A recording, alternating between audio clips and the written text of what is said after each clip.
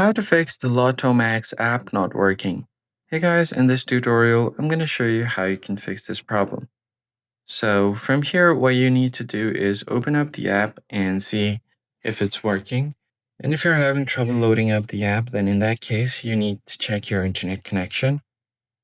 And if you don't have a stable enough connection, then it might be causing the issue. So you can try to switch over to mobile data and try to open the app. Then what you can do is long press on the app and then tap on the I button to go to its app info. And from here, you can go to storage and clear cache. You can clear data as well. It will completely refresh the app. Go to permissions and make sure these permissions are allowed here.